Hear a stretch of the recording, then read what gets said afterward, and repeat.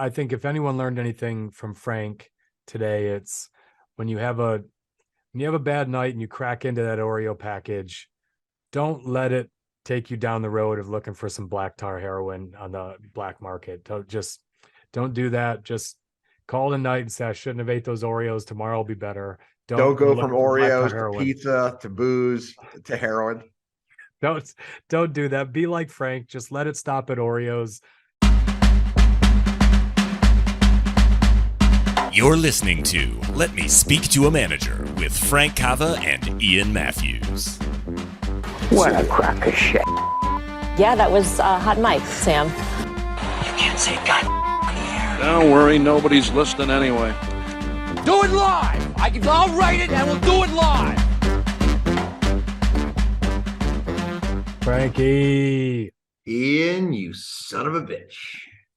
Frankie, if you had to add up all of your interactions with me on a weekly basis, text messages, phone calls, our Wednesday get-togethers, what would you say the ratio was of positive experiences with me to negative experiences? What if you had to just add them all up? What would that ratio be of positive to negative interactions?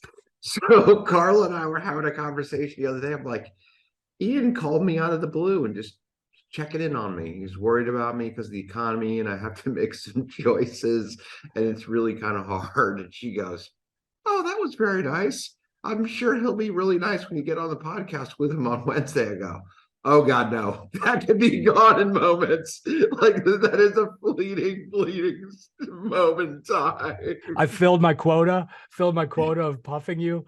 Yeah. Now I'm going to get back to, then 20 minutes later, I sent out a text talking about how bad you suck at fantasy to the boys. And by the way, I've got to write up and score the most points of anyone in 8 years in the league. I was missed. Hey, it was remiss until it was, hey, Ian won again this week. Hey, I did lead with myself, but I did get into you right away. I got to let everyone know it was the greatest weekly performance of fantasy football in history. After we congratulate you. I honestly think I was a much nicer person before I met you. I taught you how to be a real ass. Yes.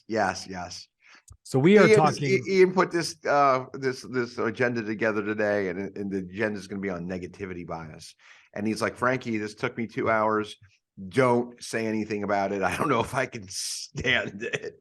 I don't think I could handle the negative feedback right now. I've got enough of it this week. There's something down and below that we'll get to eventually, but I think this is a funny thing to lead with, right? Like, Ian, why don't you explain negativity bias, and I'll tell you a funny story to start. Okay, so negativity bias. If regular listeners of this show know that I absolutely love psychology, and I love the different biases that we suffer from. And negativity bias, this should be one of the easiest one for people to grasp. Humans, it's a cognitive bias of ours that negative events or negative feelings typically have just a more significant impact on our psychological state than positive feelings or positive events, even if the two are of equal proportion. So, we're devastated if we get even just a little bit of criticism, but we can, we might just be completely unmoved by a shower of praise. And the best example I'll give of this, just to start off, there's a story about Ronald Reagan at his peak in the mid 80s. Reagan was in New York and he had a little rally, right? So all these people came, and it was, you remember the mid 80s, like everyone loved Reagan. He had just had like a landslide, maybe one of the greatest elections in history in 84, where he just absolutely destroyed it, got 70% of the vote. Very, very, very peak of his popularity. And the crowd was rambunctious. They were chanting his name. They were, cheering. They were into every word. He gets into his limo and he's talking to his chief of staff, and he was really down. And his chief of staff was like, what's going on, boss? Like, that was amazing. Like, your speech was great, everything. He's like, there was a guy in the front row that gave me the middle finger at the end of the speech. And, I looked him right in the eyes and I could just see that he hated me. And it ruined Reagan's day. So here's a crowd of thousands of people, New York City, you're the most popular president in decades, and all he could think about is the one dude that gave him the middle finger, and that is the leader of the free world. Let one dope in the front row, right, who knows who this troll was, but ruined Ronnie's day, right? And I'm sure he bounced back quickly. But I think that's a really good example of what negativity bias is and why humans are so impacted. Is in, think of social media, anything, you could have 100 nice comments and one person's like, you're an idiot, and it will ruin your day. And that's just the way we're wired. We're much more influenced by the negative than we are the positive. Yeah, there's not a lot to add there, right? Like, think about all the things you worry about. You worry about the losses. You don't really worry about the wins. Tom Brady's won 2 Super Bowls. The only thing he ever talks about with Super Bowls are the 2 he's lost to the Giants. That's it. And like Bill Belichick, same way. He's won a bunch of Super Bowls, and he literally talks about the 2 they lost more than I've ever heard him talk about the 6 he's won.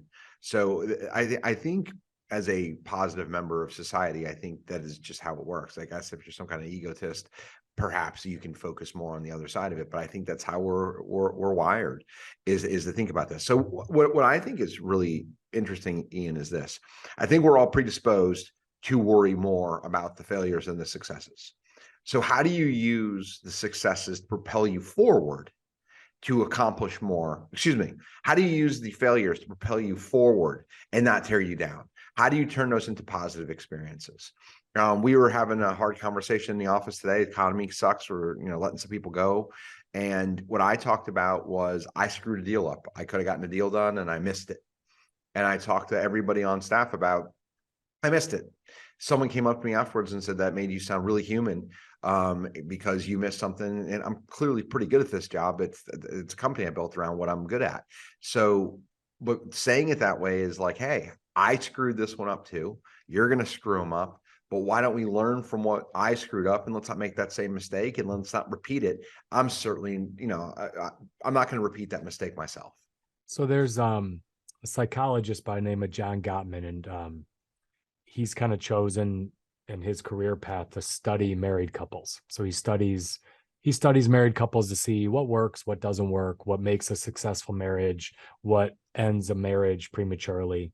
And one exercise he has all couples do is he writes down all of their everyday interactions, every time they saw each other, every time they talked on the phone, text messages, everything. And he makes them keep a log of it for a couple of weeks. And he asked them just simply rate it. Was it a positive experience or was it a negative interaction? And the couples who could only come up with an equal amount of positive and negative, so let's say it's 50-50, when I bump into you or we talk, it's positive or I feel negative when we leave it, they are 3 times more likely to separate than couples who have a higher percentage of positive interactions. And what he found is the marriages that last claim to have 5 positive interactions for every 1 negative interaction. And in psychology, this has been deemed the Gottman ratio, that predicts marital success, but it also predicts success in all relationships, in professional relationships, in friendships. We tend to gravitate towards people that we can get a 5-to-1 ratio on, of a positive experience versus a negative experience. And when that ratio drops, we tend to avoid those type of people and spend less time. So I asked Frank that. It was a trick question. Frank can't get enough of me. So that must mean that I am way above the Gottman ratio. I'm in a comfortable green zone because Frank just is always wanting to talk to me and spend more time with me. You are typically a big asshole, but I will tell you, when you're not, you're incredible. So it really, the 5-to-1 ratio, positives are really high. The volume is absolutely below 5-to-1, but the dopamine I get from that one is really good. Negatives are just like annoyances that you blow off for that one blowout positive experience you get. So I guess, Frankie, that's the Gottman ratio explained. Where do you see this apply in business, the 5-to-1 ratio? We were having a conversation earlier about 360 feedback, right? And my best managers have positive interactions with people most of the time. So what you notice when you become an insider in anything is how far off TV and movies are from reality. Like, I'll give you a great example of like the TV not being reality. Whenever you see on television, police officers and paramedics are running. If you ever seen a police officer or a paramedic, they don't run. Nobody runs. And I've asked police officers and paramedics why. They're like, because we've seen it 1,000 times. And if I run, I'm out of breath. And so like most things happen in a very calm way. Real professionals are calm. And the reason that most professionals are calm is because most of the things they're doing are thought through and are positive. And the interaction that is negative is the rarity. Because if you have a negative interaction with a person, you eventually get rid of them. Or if you're yelling and screaming, you can only do that so often if you have longevity in your job. So what I see in most instances is there is, maybe it isn't positive, but I would say it's neutral to positive versus negative. And if it isn't neutral to positive over negative, you're not going to want to work with that person. That's how it is in my office when we come in for an executive meeting. Most of the time we're getting along, we're rowing in the same direction. And the people who are consistent malcontents are the ones who aren't here for very long. So Frank just mentioned 360, so you might not understand what a 360 is. So a 360 review, my company conducts these, so I'm actually working on Frank one right now with one of his managers, and we may ultimately do it with all of his managers. But Frank and I have both been through a 360 review, and a 360 review is as simple as this.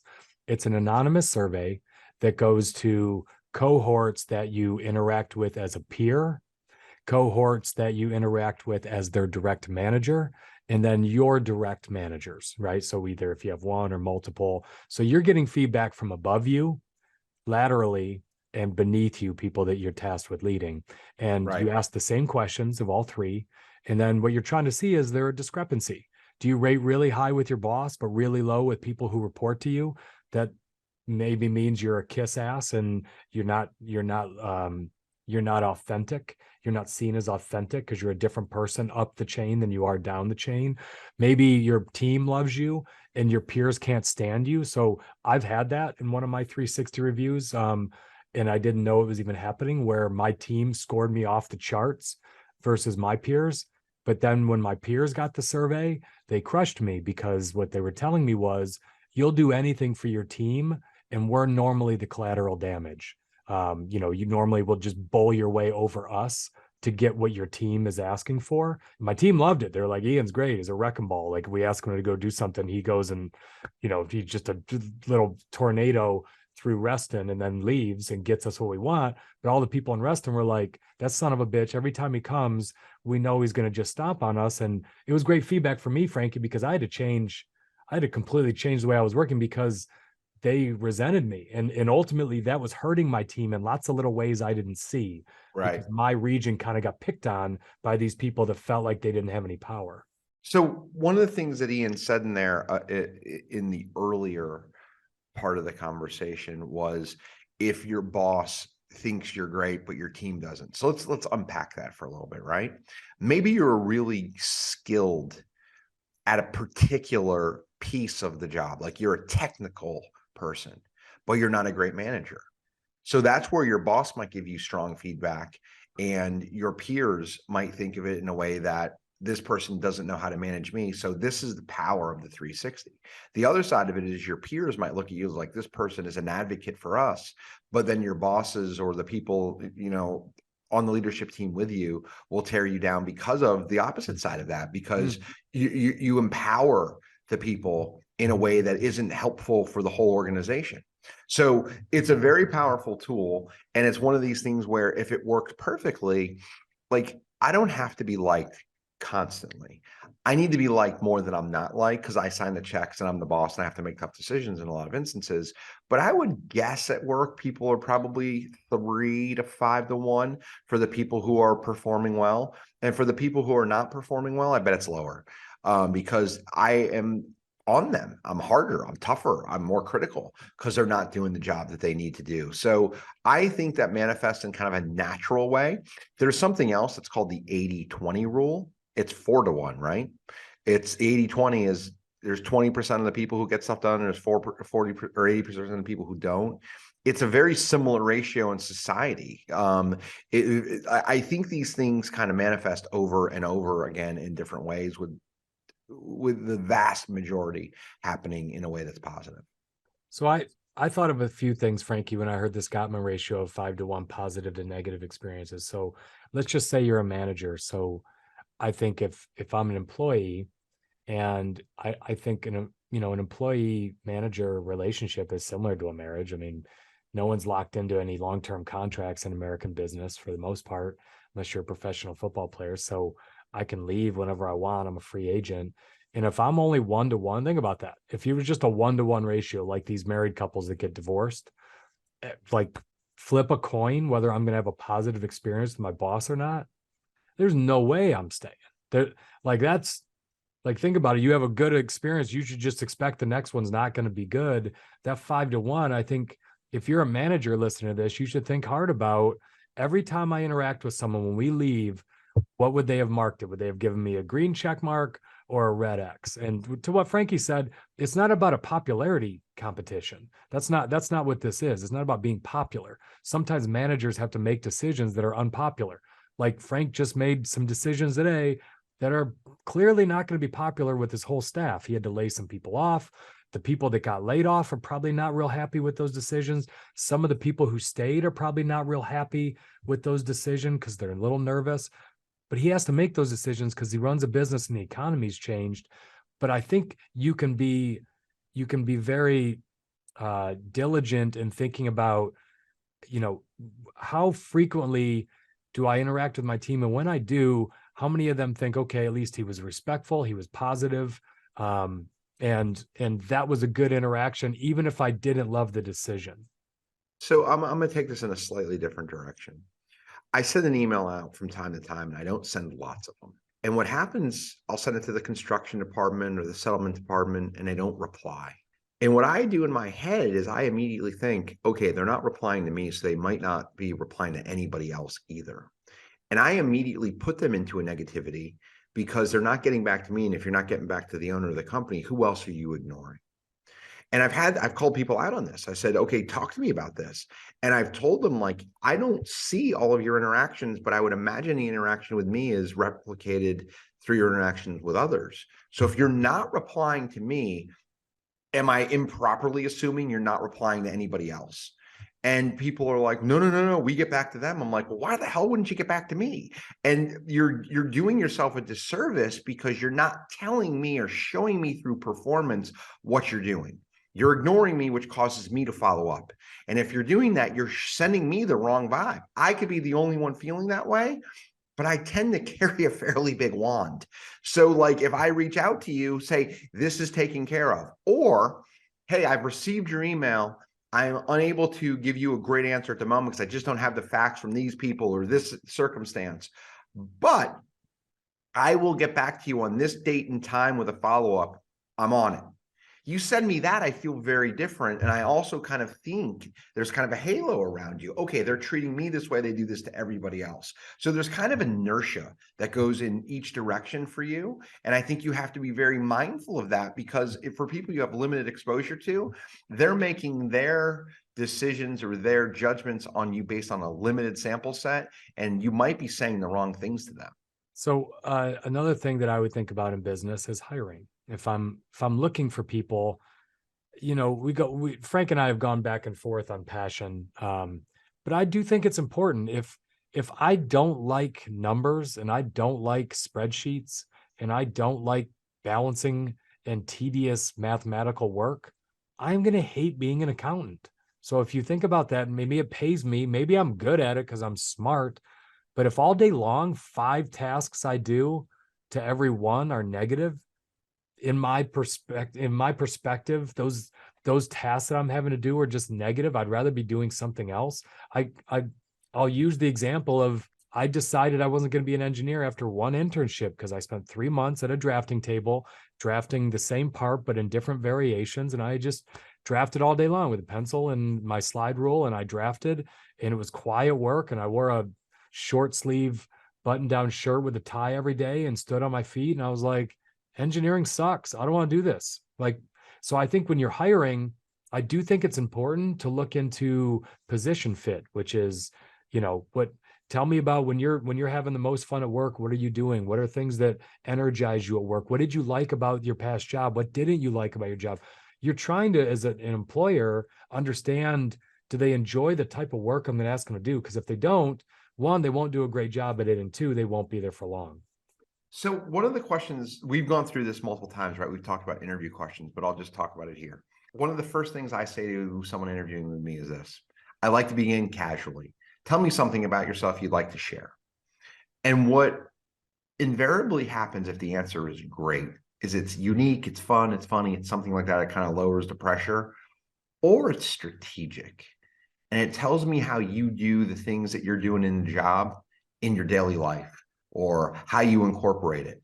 Like, as an example, like I've hired construction people, and what they talk about is like, my favorite things to do on the weekends are to get out to build and the frame and to do different things. Like, I've interviewed people who do that.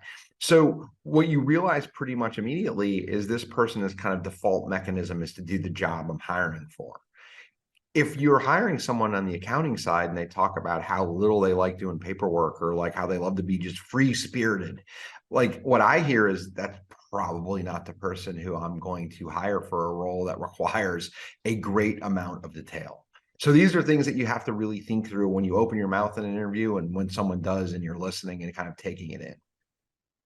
Frankie, when you've been on an unsuccessful diet and you had a nice string of days where you were behaving and keeping your calories low, and then you had a bad night, let's say you had a bad night and you ordered some pizza, and that pizza led to some pita chips, which led to a half a gallon of ice cream. What tends to happen with people when they have one bad day? Do they just jump right back on the next day, or does that lead to a string of I failed and it's over? It typically has a whole, there's usually a string of them, right? There's that thing what happens when it's like, okay, I just had some Oreos, and instead of going immediately for grilled chicken, you're like, I'll follow that up with pizza. You tend to compound it, not isolate it. Yeah, that's did you ever see the documentary on Chris Farley, the comedian from Saturday Night Live? I don't think so. Farley had all kinds of demons, but he at any given time he could be going to Alcohol Anonymous, a drug anonymous group, and an overeating group like Weight Watchers. Like, he had problems everywhere, and he went to all these groups, right? And he would get in shape and he would lose some weight and he would get clean, and then he would break down and have a pizza, and he would feel shame because I screwed up my diet. And then the pizza would make him sad, and he would go drink a 12-pack of beer. And next thing you know, he's out in like South Side of Chicago looking for crack. Like, it would happen that fast. Like, all three he would be like 170 days since last drink, drug, bad food, and one pizza would make him feel so bad about himself. That negative event was so powerful. Even though if he was being rational, he'd say, I went 170 days of discipline, doing everything right, but that one bad day led to all this stuff. And I think that tends to happen with us because the negativity bias, we give so much weight to screwing up the one thing. We're so hard on ourselves. I was going to tell a funny story. I just can't. I can't. But it's like I've had people who deal with these types of things all the time. And here's the upside of being fat. Like, you and I are, we're not fat, but we're not as skinny as we'd like to be. But thank God we don't have the other things that we fall into, right? Like, for me, pizza leads to ice cream. It stops there. It doesn't go to black tar heroin. So like that's the upside of it for me. It's like, it could be worse, but I think there's this term now, self-love, which makes me want to punch people in the face. And it makes me think we're getting really soft as a society. But I think that's the opposite of what you're talking about, Ian. The negativity bias leads you into all these bad things. And I think self-love is an overcorrection of it. It's saying doing things that are right for yourself. So how do we turn negatives into positives? Well, I think, you've got a goal. Let's say you've got a goal and you say, I want to write every day. I'm going to write and publish something every day. And I'm going to do it all month. And you go 14 days, you do a great job, and then you don't write one day. And you're down on yourself because you had a goal and you didn't quite do it. I think the key is, turn that into, I wrote 14 out of 16 days because tomorrow I'm gonna write again, instead of, I think self-love, whatever, just give yourself some grace. Like, life happens, things happen. One day shouldn't completely set you off. Or it's the same if you're a salesperson and you told yourself you were going to prospect every morning all month and you were doing great, and then you missed prospecting. Well, the tendency would be to not prospect all next week because you're down on yourself and you screwed up your goal. I think a big thing, I think of, Frankie, when I was starting in sales, you give so much weight. When you first start in sales, someone says no to you, it is so personal. I mean, can you remember like the first person that you really wanted to get a sale from and they went with someone else, and it's crushing. You take it personal. They said no to me. I screwed up. I'm not any good at this. And over time in sales, you just kind of get used to that's part of the process. Someone says no to you. That's my job, is to listen. That no is a clue. It's information. So what I had to do from that perspective, at least, because you hear no so often in sales, the negativity bias would crush me if I saw any kind of rejection as an actual negative. I had to reframe it. And I had a really good mentor that taught me how to do this, that he taught me, like, look, Ian, you're not doing your job if you're not getting people to say no. That tells me you're asking soft questions. You got to ask hard questions and get people to commit and get them to say no so you can hear why they haven't bought yet. And it reframed it to me, Frankie, that when I got a no, I looked at it as I'm doing my job. So I reframed it, changed my perspective of any no is not a negative. It's not me being a loser. Getting closer. It's actually me being a great salesperson because I got them to tell me why they were saying no. So now I could unpack that no with some questions and then re-attack them with great benefits to overcome whatever it was they said no to. So from my experience, the way to get over negativity bias is sometimes just reframing something that you thought was negative that maybe isn't, which is really just like saying you have a growth mindset. I think that's great. I think we should move on to avoiding negatives. So, Frankie, what's the best way to keep yourself from eating Doritos? Not buy them. Yes, just stop right Yeah. there. Don't have Doritos in your house. Like, Yeah. if They're I have, delicious, Ian. They're delicious. yeah, and my kids love Doritos, and there's Doritos in my house, so I eat more Doritos with kids than I did before because there were never Doritos in my house, right? So the best way to avoid negative experiences is to not put yourself in situations where things could become negative, right? Like, you remember your parents used to say nothing good happens after midnight, like nothing good happens after 1 a.m. It's kind of true. Remember Herm Edwards would always say that. Yeah, just bad stuff happens there. So it's if the 5-to-1 ratio applies to general happiness, there's only really, mathematically, there's only 2 ways to get to that 5-to-1 ratio. You can either increase the number of positive interactions that you're around, or you can decrease the negative interactions. But to me, so let's stay on diet and exercise. If you're always screwing up and eating Doritos every day, you just keep making the mistake of eating Doritos, it's a negative experience. You got to go run 5 miles to make up for it. That's exhausting, to always have to pile on 5-to-1 positives versus the 1. It's a lot easier to put yourself in situations where you're not eating the Doritos. Keep them out of your house, because you can't just keep piling on more exercise, more work, more trying to just add so many more positives. It's 5 times harder than getting yourself in position to not be around negative influences, negative people, negative situations. How do you stay away from them? And even you take business. So let's use this podcast, Frankie. But, if I were to just take this whole podcast, my favorite part of this podcast is 10 to 12 on Wednesdays. That's when you and I hang out. We laugh our asses off. We have a lot of fun. We're recording right now. Absolutely. If that's all I ever had to do, I would do this podcast until I was 90. It's a lot of fun. Like, we never run out of shit to talk about. It's the best. If you were to ask me, what don't I like about the podcast? I'll tell you exactly what I don't like. I don't like going back and watching the video and trying to find timestamps of the good clips and then typing them into a Word doc.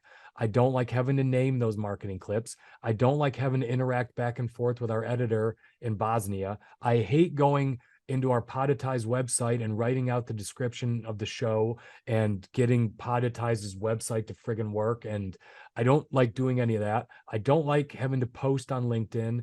I don't like having to worry about whether our show got up on Apple and Spotify. I don't like all the admin, right? I just, in neither do you. I know that. So what am I doing about it? So I don't have negative experiences, because I want to keep doing the podcast. I just want less negative experiences.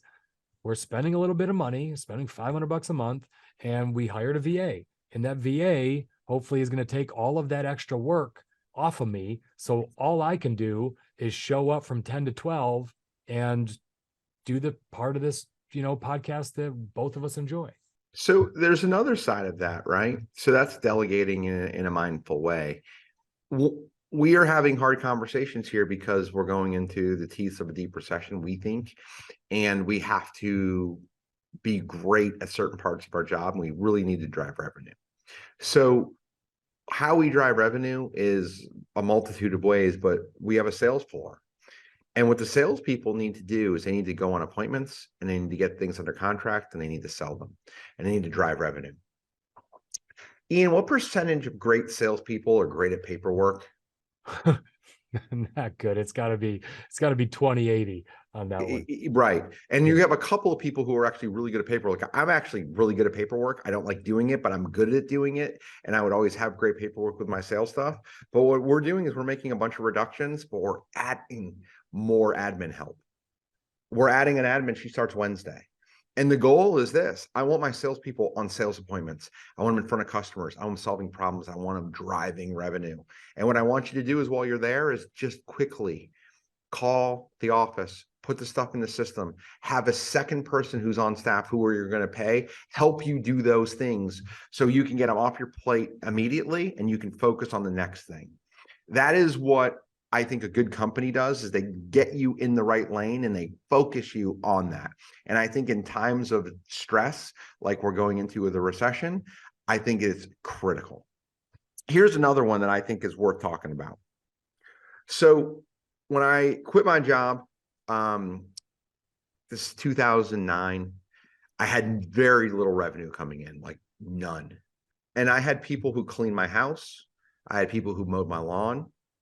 And I should have probably stopped paying for people to do those things. I wasn't making any money. But what I did is I kept those disciplines in place, and I used that time to work on business efforts and things inside of the business that ultimately, 15 years later, have paid huge, huge, huge dividends. But you can get distracted and kind of say, I should just dive into this or go do this.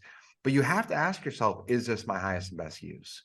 And if it isn't your highest and best use, especially in a recession, especially when you're coming out of something, those things look a lot more like distractions than a way to pole vault yourself forward. And that's something that Ian and I are pretty good at. Like Ian put in the agenda, like, what are things that I hate? I hate accounting. I hate balancing a checkbook. I hate writing checks. I don't mind signing them, but I don't do any of those things. And when I was big enough in the business to do my first hire was a bookkeeper. I barely got a C in accounting. I'm bad at it, and B, I hate it. So those are the things that I hired. And how does that make itself manifest forward? I remember calling Ian, telling this story. I had a bookkeeper who worked with me at the time, and she would literally cut a check every time it came in. And it would just be sitting on my chair. Like, I come in, I was working in the field at the time, trying to hustle up sales. And I come back to the office and there was a check on my chair. And I'm like, you got to stop this. Like, I was just out trying to drive business. I need to get on the phone, I need to drive business. And you're showing me what bills I need to pay. Like, we're going to do that 2 times a month. That's it. You put it in a basket. I will manage it this way. I will do it on a certain day, and I will do it for 4 or 5 hours, but I will not let it rob me of the ability to grow. It's a necessary evil. We have really high credit. We pay our bills on time, but we compartmentalize it. We made it part of the business that happens on a schedule, so we can spend 95% of our time growing and 5% paying for it, not the opposite. Frank loves stories about this guy. I had a manager who didn't use email, didn't like email. And this isn't like 40 years ago. This is a decade ago. But it was actually brilliant. It kind of forced, he didn't like reading emails. He thought they were stupid. He thought people sent too many emails. He thought there was a huge waste of time, which, Frank, can you argue with that? No. Like, he thought there were too many people who thought their job was doing emails instead of talking to customers and making money. Do you believe that, Frank? Correct. Okay. So the more time I spent with this guy, the more genius I thought this president was. And the more I came to kind of agree with him that people waste too much. Like, so many people think their inbox is their job. Like, if I can just get to zero inbox, I must be doing something. But all you're really doing is other people's to-do lists. What this guy did, Frankie, if you sent him an email, you either got a phone call at 10 a.m. or you got a phone call at 2 p.m. Glenda brought his emails in at 10 a.m. and 2 p.m. Any email that happened from 2 p.m. until 10 in the morning was printed, and it was brought into him. He read his emails in batches twice a day. A lot of people do this, like they don't have his assistant to print them out. But there's actually something very genius in this. He didn't read his emails at 7 in the morning. When he came in, he watched the bond market. So he got onto his Bloomberg, started looking at how bonds are working, started making phone calls. He was buying, he was doing all the trading for the company. By the way, Frankie, that made the company tens of millions of dollars, a much better productive use of the president's time than reading emails. That's what he did in the morning. Then he would just call his regionals. Then he would call secondary guy, his underwriting guy. What's going on? What are you working on? Would chat. 10 a.m. came. Glenda brought in his emails. He read his emails. Maybe there was 20 that had happened since then. And the beauty of his process, not a lot of people send emails because he never sent you one. So he didn't get any replies. He didn't get reply alls. He didn't get many forwards. His emails were, I sent him an email saying, this is something I'm working on, and he would call you. And you knew you were going to get a call around 10 to 10:15. He would work his way through it, and then he would do it again at 2. And I think there's something genius in that. He thought email was a very negative experience, so he only did it twice a day, and he turned them all into positives, which were phone conversations, which is how he appreciated working. So I kind of felt like that was worth talking about, of limiting negative experiences and turning them into something more positive that you enjoy more. So this has nothing to do with positivity bias, but it has everything to do with production and productivity and value. We are all different.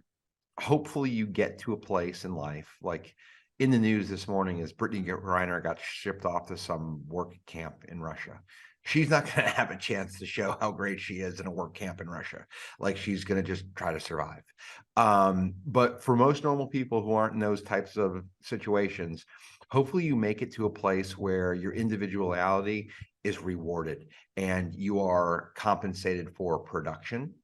And if you put yourself in a position, or you get to a position, like McDonald's isn't going to reward you for individual thinking. They're going to care if you put something into a wrapper and they'd hand it to a customer. But in management or leadership or these types of things, what you need to realize is kind of twofold. What are your inherent skills and strengths? The person Ian's talking about, skills and strengths, and what set them up for success, was touching tactile things like the bond market, talking to people, and synthesizing data off of these people. He knew what he was good at and how to control information his way, and he was insanely successful because he was able to do that. So what I ask you to think about is, where is that? They call that your genius zone. Where is your genius zone?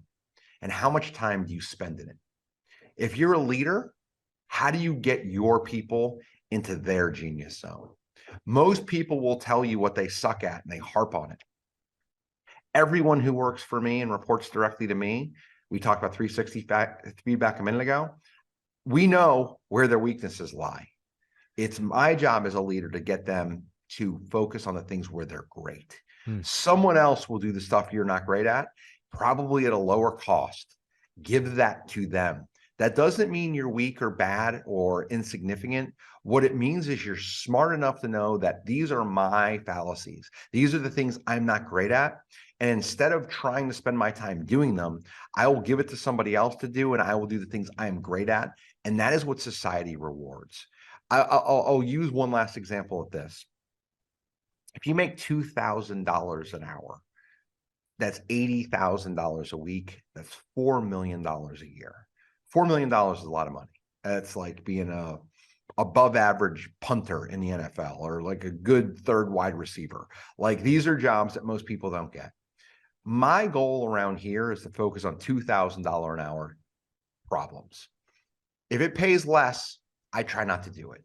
Now, I'm not successful at it, and clearly this podcast is an exception. But that being the case, if you focus on the high dollar stuff where you can add the most impact and you're successful even 30% of the time, think about what that does. That's still 1.2 million if you make no money with the other hours in your day. So how do you do that in your job? How do you focus on the stuff you're great at and not the stuff we're bad at? Where this plays into negativity bias is this. We think we're weak at something, so we should focus all our efforts on that. And what I say is the opposite. Don't focus your efforts on where you're weak. Make sure you're not going to drown because of them, but get them to a point where they're stable and focus on the stuff that makes you great. Society rewards that. So I think let's change directions on this and talk about bad apples in a company.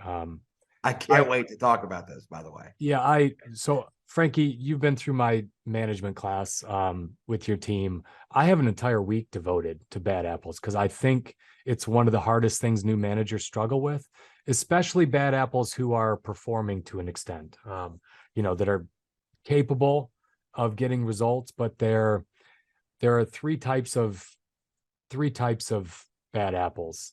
There's the Debbie Downer, who just always sees a cloud of rain, no matter what, is just life is hard and never smiles and just kind of always bringing the party down. There's the deviant, who's just a jerk, right? This is just an asshole that could be for lots of reasons. It could be someone who's a diva who thinks they're the king in the office, or just there's bad people. Like they're just, they're bullies. They pick on people. They are inherently negative to other people, make people feel small. And then there's the slackers. Just, these are folks that are kind of quietly doing 70% of what the rest of the team's doing, and everyone knows it. And so it makes the rest of the team feel like it's an unfair situation. But in an awesome study, there's two psychologists, Baumeister and Tierney. They studied team dynamics, and they studied over 1,000 different companies, and they were looking at productivity in companies, and they were trying to see what's kind of the special sauce. And they weren't even really looking for bad apples, but what they found was that a small number of discordant voices inside of a company can just completely ruin the culture and have an outsized impact on productivity and the experiences of the rest of the team. And they found that social undermining was 5 times more impactful on a team's productivity than social support. So I'm going to say that again. Social undermining was found to have a 5 times impact on a team's productivity over social support. So negativity in a negative person absolutely blew out anything the positive people on the team could do as an impact on the company. And so my point is always, if you're going to let someone who is one of those 3 things, a Debbie Downer, a deviant, a jerk, or a slacker, stay on your team, they had better perform so damn well that your company almost is relying on them. And even then, you should be thinking of ways to replace them. Like that should be a short-term situation, because if not, their productivity is never enough to cover the loss of productivity of the rest of the team from their negative attitude. So we have talked here about there's a book called The No Asshole Rule, isn't there? Yeah. So we've talked about that before, right? Do you want to summarize what that is? I mean, I haven't read The No Asshole Rule. I just have heard of the book. Yeah, basically it's like you don't keep assholes on staff for very long because it has all of these negative effects, which Ian just talked about. So I'll tell 2 quick stories. First one is this. We had some layoffs today.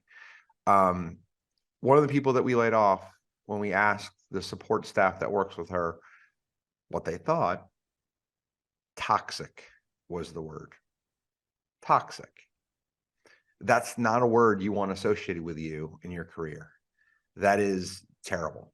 That just means there's just bad things happening and there's just a swirl of bad stuff around you. And that isn't the place you want to be.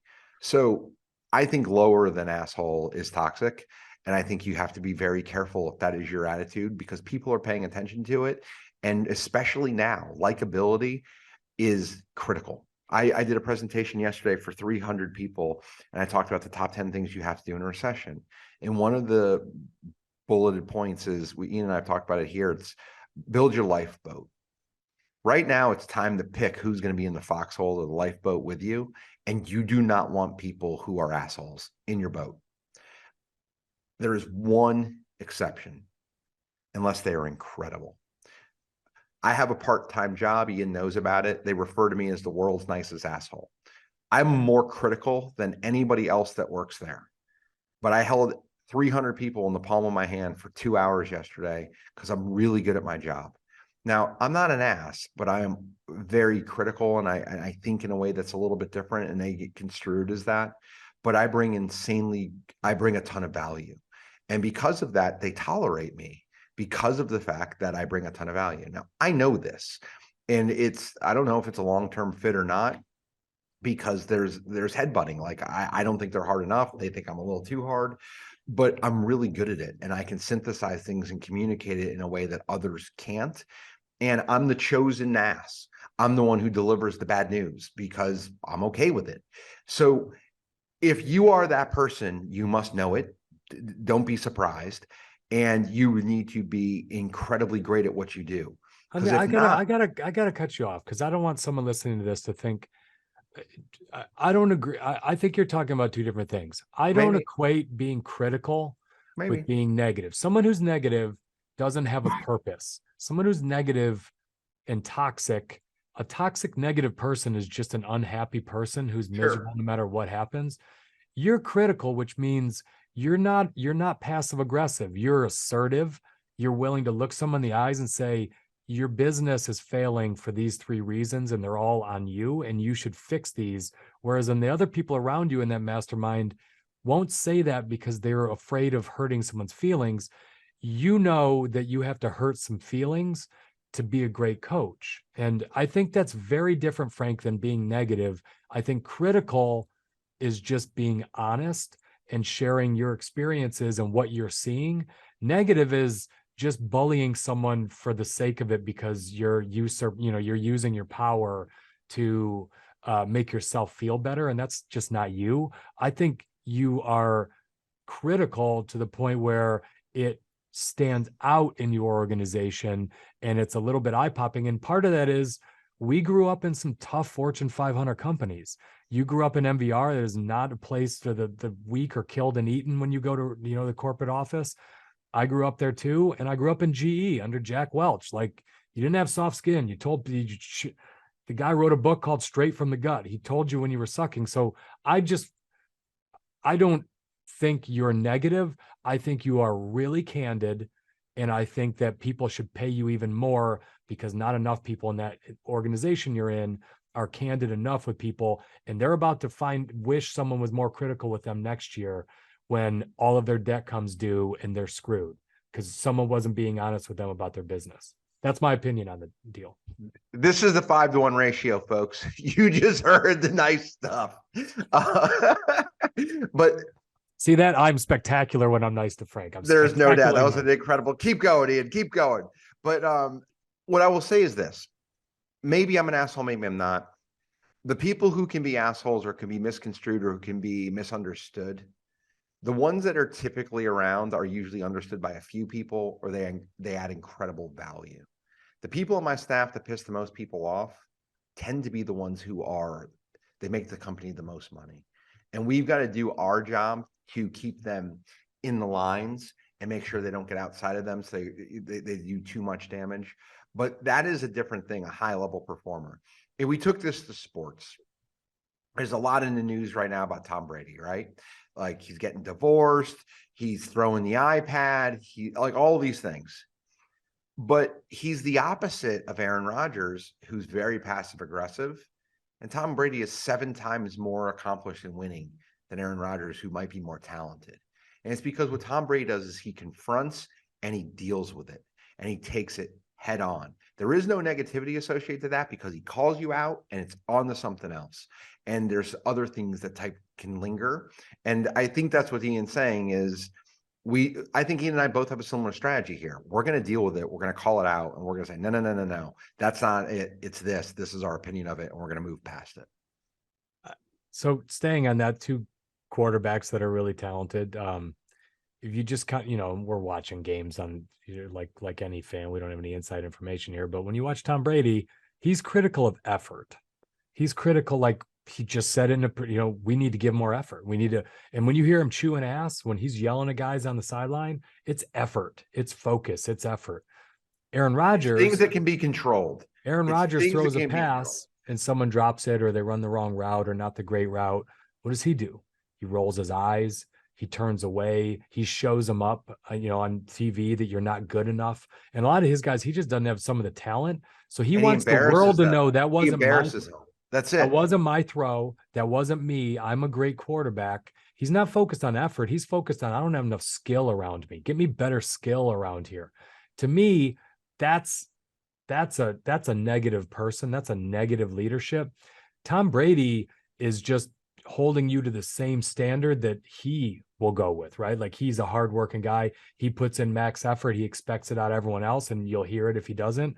Tom Brady is, I would consider, more of the bad apple. He's more of a deviant. He's more of a jerk whose ego is so big, he'll make you feel small.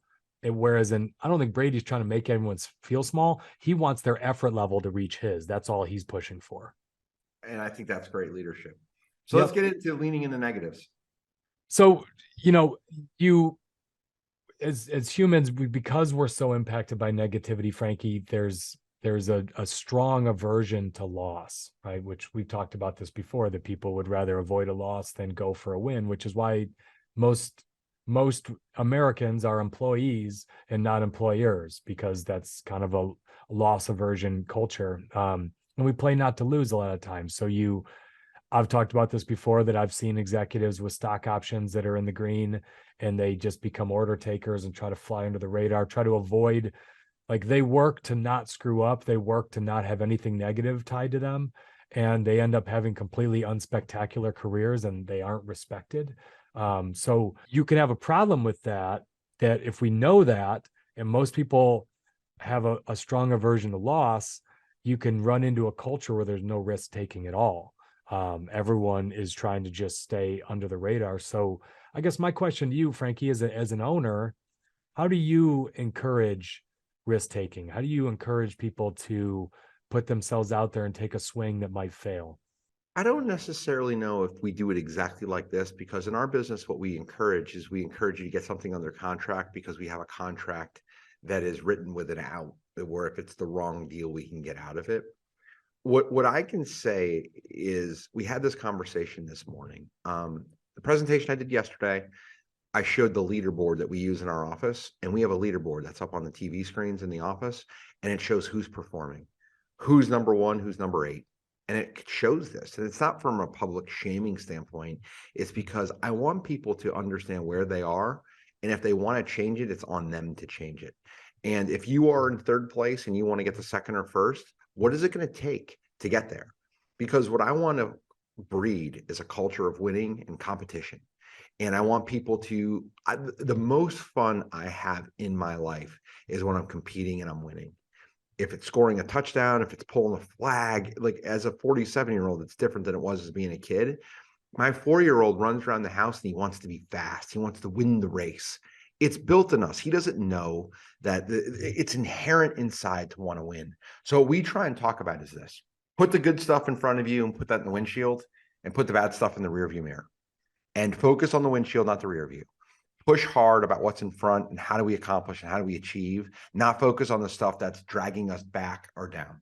That could be doing paperwork. That could be the person who tells you no. That could be the deal you didn't get. Leave that behind you and focus on this, and then make it tangible. That's what we've done with our culture around here, is we want people who want to succeed and want to push. We've got the TV screens. We do a belt that we give out once a quarter for whoever's got the most revenue. We want to breed a culture of people who want to win, not a culture of people who are comfortable losing. I love it. So there's, when you think about from a sales organization, Frankie, I'd say I'd add one more thing that you said earlier on this, of trying to breed more risk taking. Frank got up in front of his whole team and said, I screwed up on this deal. I missed it. I made a mistake. That's normal.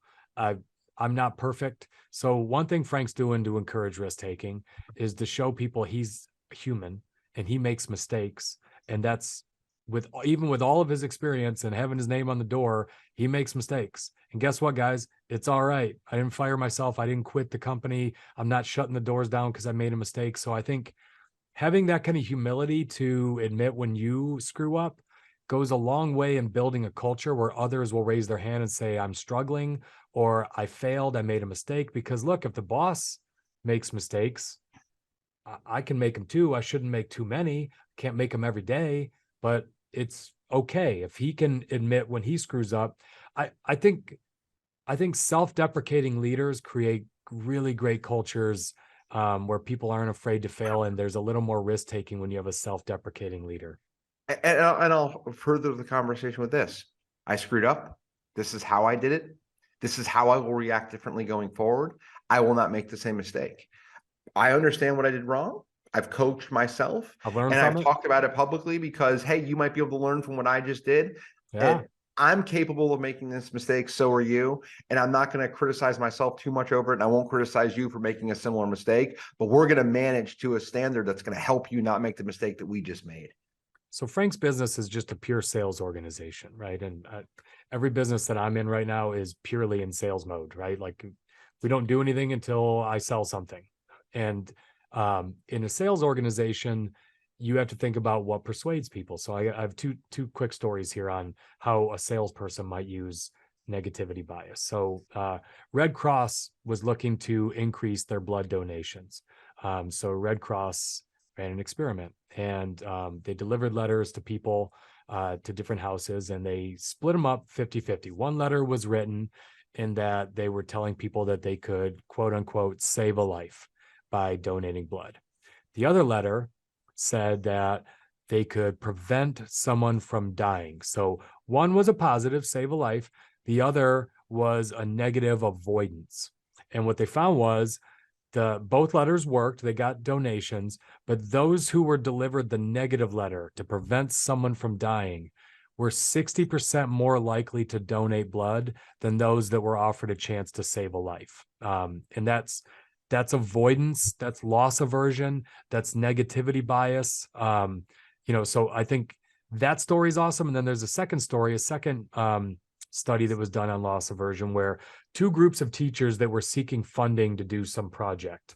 One was promised a monetary award if their students excelled at the end of the semester. And the other group of teachers was actually given the money up front and then told they would have to pay it back if the students didn't excel. And what's interesting is both were going for the same target. Both would get the same money if their kids did well. But the second group that got the money, but were told they'd have to give it back, that group performed 50% higher, which is loss aversion, right? Now that I've had it, it's more real. I don't want to give it back. So those are two ways of looking at motivation within an organization and looking at persuasion if you're a salesperson. And the Red Cross experiment with loss aversion, Frankie, how do all the politicians, how do they all stump? What we just had an election last night. Was it positivity or was it loss aversion? Yeah, it's all negative ads, right? If you don't vote for me, this other guy's going to make your leg fall off or something. Like it's all yes, and it's gotten really, really bad with that. Democracy is on the ballot, right? Or this could change everything in America forever, and it's like, no, it's not. It's not.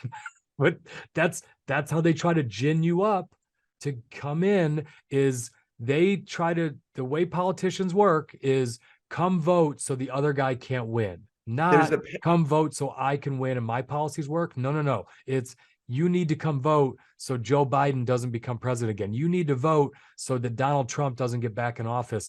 That's how they sell themselves. It's not, look how great I am as Joe Biden. It's, if you don't want Trump, you better get in and vote for me. And it works. Like we have more voter turnout than we've ever had because they just pound us with negativity. For the virtual assistant we just hired to get the clips of this, let's make sure we get Ian saying I'm Joe Biden, and let's use that over and over and over. So there's something that's called the pain. I'll kill you. I will This kill is you. the upside of outsourcing. I've got a voice. The pain pleasure theory is something that is worth talking about, right? People are 4 times more likely to avoid pain than they are to gain pleasure. Think about all of those things in your life. Avoiding pain is so much more positive or so much more impactful than gaining pleasure. So when people go on extreme diets and they don't break it with Oreos or Doritos, what's usually on the line, Ian? Death. People who are about to die, who their doctor has put them on a very restrictive diet, and they say, if you go off of this diet, you will die. They tend to lose weight incredibly. Like I know people who've lost 150 pounds in 6 months, and it's all because they just had a scare with death. You're afraid of losing in a big way, and that fear causes you to do. It's a lot more than the gaining of the pleasure. Let's bring it home, brother. So I think just summarizing everything we talked about today with, one, just know that you're not special. You're impacted by negativity bias, whether you like it or not. If you're a human being, you are not getting around this. You are being sold this in marketing. You are making career decisions that could hurt yourself. You are making investing decisions. Your goals are being impacted. Understand it and embrace the fact that you're human and that's happening, and know how to kind of avoid it. So avoid the negatives. You can't outweigh them with positives. So just try to, if you got to look at that 5-to-1 ratio, it's a lot easier to go after the 1 than try to pound in 5 extra positives every single day. I think surround yourself by people that hit that 5-to-1 ratio. Just like the marriage example, I think it's the same with friendships. I think it's the same with business relationships, companies you work for. Surround yourself by it. I would also say stay the hell away from social media and cable television. They're based on, they know that they get more viewers the more negative they get. And when you spend too much time in those places, you become a more negative person, and it impacts your overall mood. So if you're thinking about, I'm trying to be happy in life and I want 5 positive experience for every negative, you sure as hell aren't going to make up for spending 3 hours on social media and cable television in your life to make up for a positive day. So I would say those are my biggest takeaways in researching this, is really just change your perspective, stay away from negative influences. And if you're a manager and you have someone who's a negative person, cut ties, get away from them, get them off of your team. And if you have a negative manager and you're talented, why are you still there? Like, just life is way too short to be around negativity, to mess around with it. So I'm going to use 2 examples and I'll do them fast. First one is this. If you work somewhere and you don't want to lose your job, figure out how to add value to the company and figure out how to spend as much time as you possibly can doing the things that move the needle for you, your company, and the business. There's people that I've encountered in my life that kind of seem clueless, like they're kind of out to lunch, but somehow or another they just do a great job at what it is they're doing. That's okay, because they're great at what they do. They're not global. They don't think outside of themselves. They just do the job and they do it great. Focus on doing the things that are most critical to the job and put the other stuff aside. The other piece of it comes down to the thing we talked about with marriage, right? I'm married 5.5 years. It's hard right now. I've got a 1-year-old and a 4-year-old. It's hard. And what I can tell you is this. I have a ton of time around my wife or my kids. I'm at work a hell of a lot more than I'm with them. By 9 o'clock, I'm pooped out and exhausted. I've had 2.5 hours at home. But what I do when I'm home is I put my phone down, I don't pay attention to it, and I get it as engaged as I possibly can. In bath time, the phone isn't with me. When I'm running laps with my son, I'm engaged in those moments. I'm trying to make as much of them as I possibly can for every moment. And by doing it, I'm leaning into it and I'm giving it the best. Am I at 5-to-1? I hope I'm a hell of a lot higher than that. But that is my hope and goal, is to get as much as I can out of those moments. I love it. And I think if anyone learned anything from Frank today, it's when you have a bad night and you crack into that Oreo package, don't let it take you down the road of looking for some black tar heroin on the black market. Don't do that. Just call it a night and say, I shouldn't have ate those Oreos. Tomorrow will be better. Don't go look from for lifetime Oreos to heroin. pizza to booze to heroin. Don't do that. Be like Frank. Just let it stop at Oreos. That scale will hurt you the next day, but you won't wake up in a hospital getting your stomach. I will go directly from Oreos to a shot of whipped cream in my mouth. That's okay. That's fine. That's a nice dopamine hit sometimes to get you through the night. Hey, if you are new to our episode, I hope you enjoyed this. Hit subscribe. And if you are one of our longtime listeners and you have not given us a 5-star review, shame on you. Frankie, it is always a 5-to-1 positive experience when I record with you, brother. There's no doubt I definitely help with that ratio. See ya.